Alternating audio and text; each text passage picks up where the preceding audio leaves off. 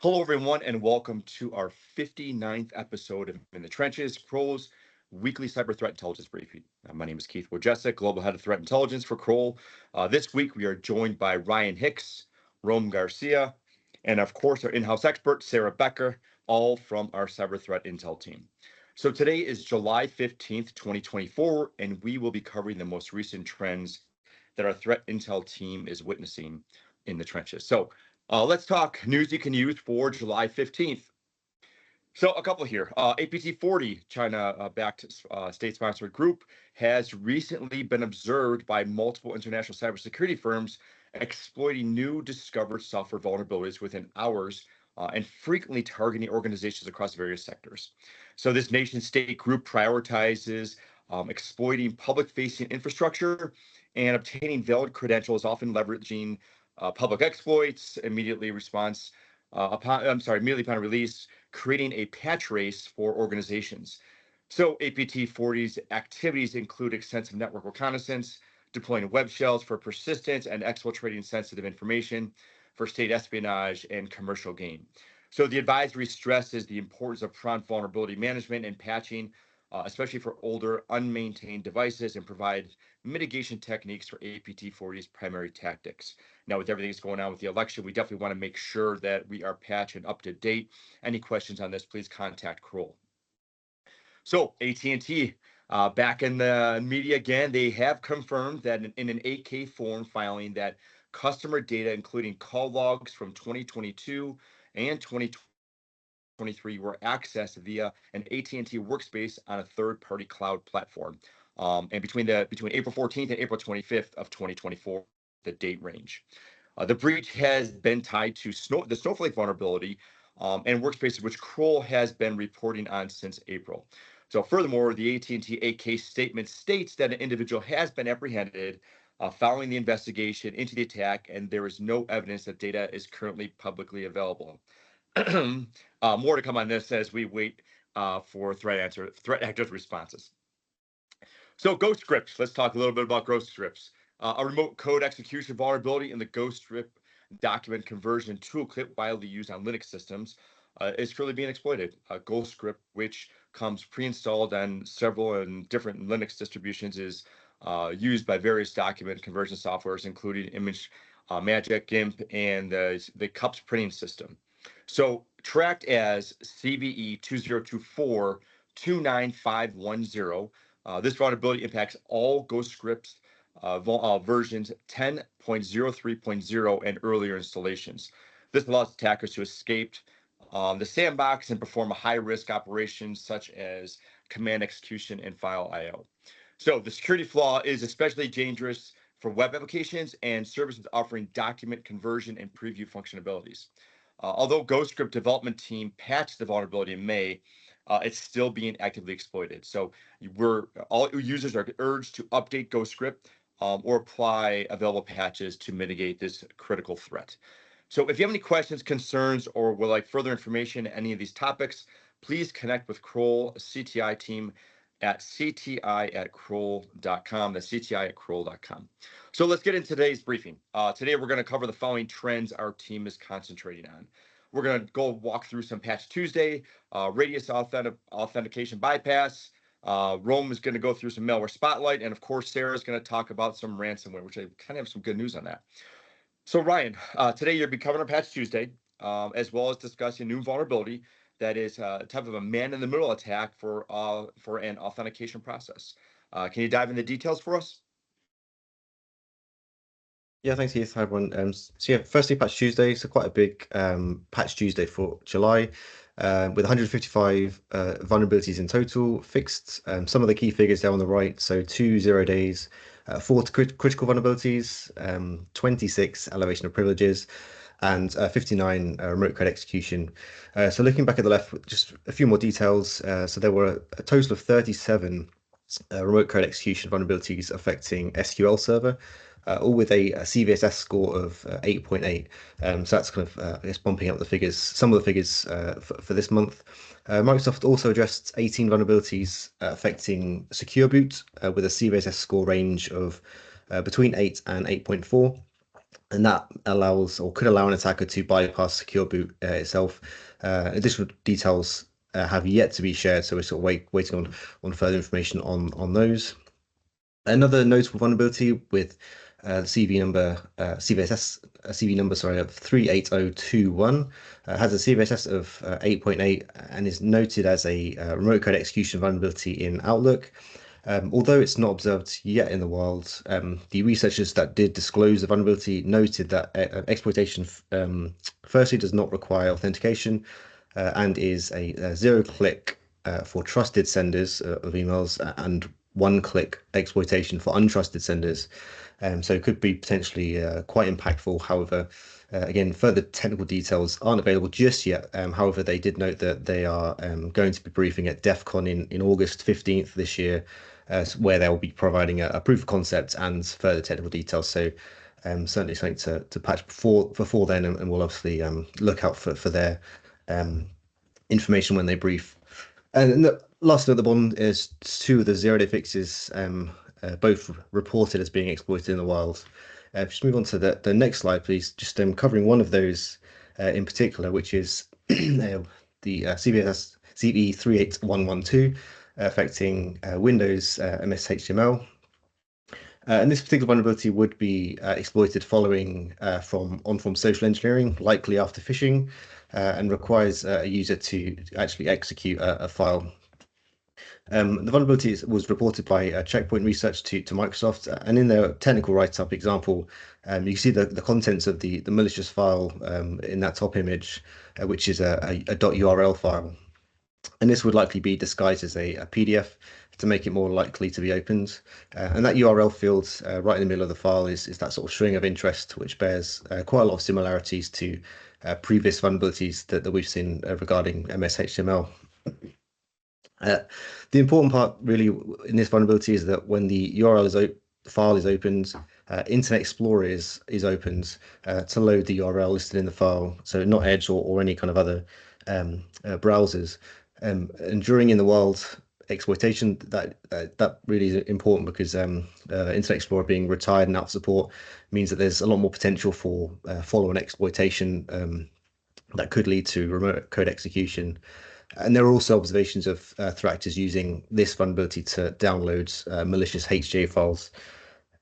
And as you see at the bottom, once the vulnerability is patched, if the victim does try and open that URL file, they'll be presented with an error pop-up in that image.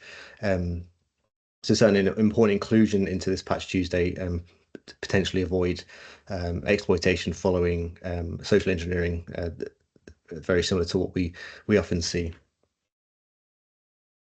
And that's it for Patch Tuesday. So the last vulnerability I will be covering is not linked to Patch Tuesday, so this is a separate vulnerability. So this is an authentication bypass vulnerability dubbed as Blast Radius, and it's being tracked as CV3596. And exploitation is based around utilizing MD5 collisions and acting as an intermediary between client and server to forge responses. Node.js is widely supported in a number of network hardware vendors such as switches, routers, and VPN concentrators. The vulnerability has been given a high CVSS score of 7.5 and would likely take a skilled actor to properly exploit effectively, and that's due to the requirements of having to intercept traffic and really the technical nature around these kind of collision attacks. And really the recommendations relating to kind of defending against this is recommended to utilize radius over TLS or restricting radius traffic from the internet. Within the weekly report itself, we've also provided a link to an in-depth radius best practices article. So highly recommend reading that if you are believe likely kind of to be affected by this vulnerability. And that's all for me. I'll hand back to you, Keith. Thank you so much, Ryan, for the update. Now let's get into our malware spotlight with Rome. Rome, over to you. Thanks, Keith. So this week we're looking at VIPERSOFTX, or VIPERSOFT. It's a remote access Trojan and cryptocurrency stealer. It's not really being sent to specific sectors. as initial access has been observed to be through cracked cracked games, keygens, or more recently ebooks. So its main purpose is stealing browser extension information and cryptocurrency wallet information. But other versions of this malware has been observed to be stealing other information through additional payloads. It was first spotted in 2020 by Fortinet, and we have it seen to be continuously evolving. So the version we're looking at today is is being downloaded as an ebook on the internet. Uh, the titles show that it's currently being targeted at professionals. Some of the titles are the Excel Cookbook, the Harvard Business Review, and AI Entrepreneur's Handbook. Uh, the user will download the ebook as a RAR file, which contains a link file, a hidden folder, and 3 JPG images. The 3 JPG files are actually a PowerShell script and a AutoIt script and AutoIt itself. So once the user executes the link file to access the ebook, it will actually run a series of commands through the command prompt, reading the contents of the PowerShell script, which then performs a series of actions. First, it copies over the AutoIt executable and the malicious AutoIt script to app data, and then it creates scheduled tasks. So going over to the next slide, we can see the first persistence method is through 2 scheduled tasks. One is at user logon, repeating every 5 minutes, and the other is at every day, repeating every 10 minutes. So these scheduled tasks actually execute the AutoIt script under app data, which runs the final payload for VIPERSOFT. So the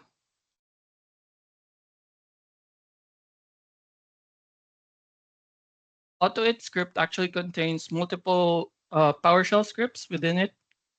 What's notable here is that for the Evolved Defense Evasion, the AutoIt script uses the .NET command language runtime framework to call on PowerShell automation classes.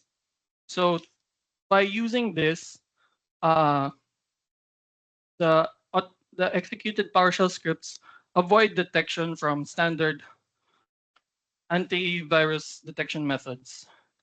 So because of this, the AutoIt script is actually able to patch the Windows Anti-Malware Scan Interface, or MSI, AMSI, which antivirus detection software products use to actually sense execution of malware on Windows systems. So once AMSI is patched, the final payload is actually decrypted through multiple layers of encryption and then executes its final actions. So on the right, we can see that a sample of the post request sent to the C2 server by ViperSoft. So ViperSoft collects information from the clipboard and from the browser extension. So it checks for things like MetaMask wallet, uh, the 1Password storage, and then encrypts it encodes it into base 64 string, and then through the non-standard user agent, this information is sent to the host. So the authors of the malware use legitimate looking hosts to avoid detection. So we recommend the following detection opportunities. So first, we have the initial step, which is a link file spawning a CMD process. We also recommend detection for scheduled task creation using a script and scheduled tasks executing auto-hit binaries, and unexpected auto-hit activity. Crawl actually has a number of auto-hit detections. If you want more details, you can follow up with us through the email. And you can also detect non-standard headers in HTTP requests for any exfiltration attempts. Back to you, Keith. Rome, thank you so much for the update. Really appreciate that. Yeah, there's a lot of concern with that, so make sure everyone, pays attention to that. We have it in our weekly document as well. So with that, Sarah, I know we have finally some good news from our ransomware roundup, and to the public here. So I think I heard the word flaw in reference to one of the TA's malware. Can you give us a little more information on that? Yeah, of course, Keith. So our first story that we have today is that researchers were able to identify a flaw within the Donex ransomware. This has allowed them to develop a decryptor for victims to be able to recover their files for free since March 2024. We briefly went over this ransomware group in the weekly.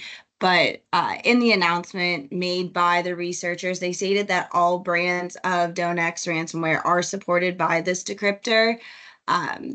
The company that kind of created this decryptor has been working alongside law enforcement secretively, just so they were able to provide the decryptor to various victims and be able to do that discreetly. So it was to prevent anyone from the ransomware group just to kind of find out or be able to learn the knowledge of the decryptor being created.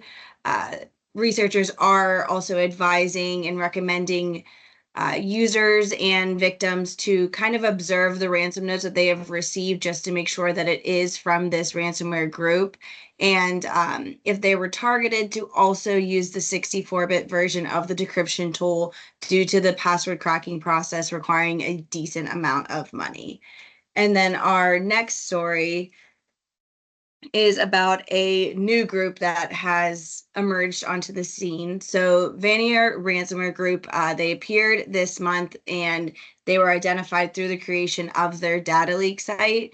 Currently, they only have 3 victims posted, but when accessing the data leak site, the group does have a defined statement displayed on their homepage.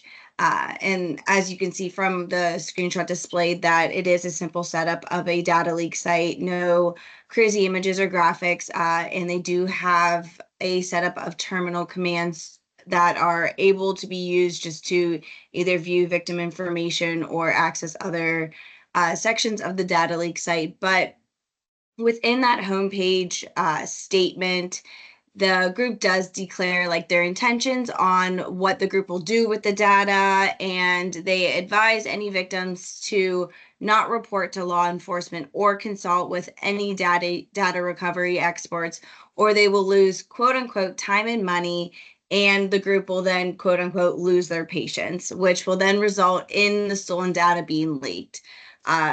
The ransomware group also states that they are willing to negotiate, as they believe dialogue should always be the first option and drastic action should be saved for last.